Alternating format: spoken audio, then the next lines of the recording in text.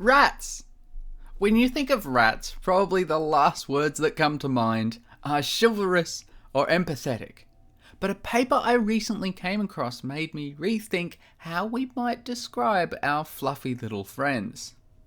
The paper titled Empathy and Prosocial Behaviour in Rats was published back in 2011. Prosocial behaviour is taking actions to help others or society rather than just yourself. And it had not been observed in non-primate animals before these results. So, what did the researchers do?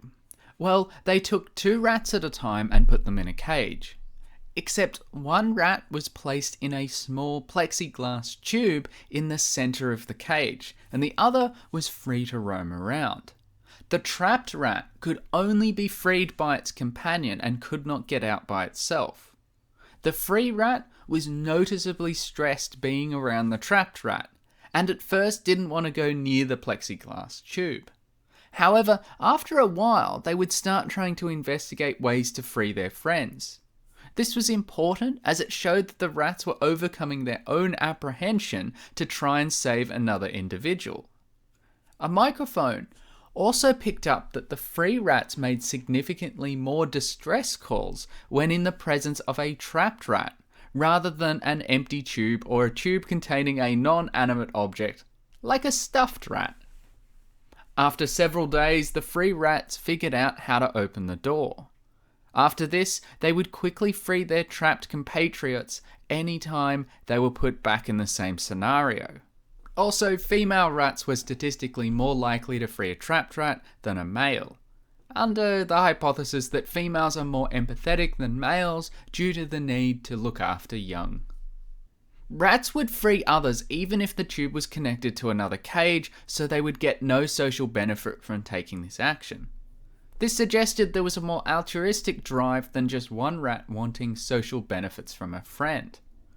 Tubes containing chocolate, a favourite treat of people and apparently rats, were also placed in the cage, but often the rats would still choose to free their trapped kin first and even shared their treat. The researchers concluded that the rats found the chocolate highly palatable, and freeing a trapped rat was on par with getting chocolate. Whilst this is an old study, a recent study looking at social interactions of rats seemed to further support this work. This study tried to determine the meaning of facial expressions in rats. Yes, apparently rats have facial expressions, as well as other markers such as whisker angle and the position of their bodies relative to the other rats. Still, I can't quite get over this figure. They were looking at the faces of rats as they got tickled. Am I in the wrong field of science? Being able to take measured actions to benefit others is useful in a social context. And this study seems to show that prosocial behaviour is not just a primate or even human trait. So maybe calling someone a rat is not as much of an insult anymore. Remember, I'm almost a doctor, and until next time, be like a proton. Stay positive. Where the hell am I? What are you doing in my cage?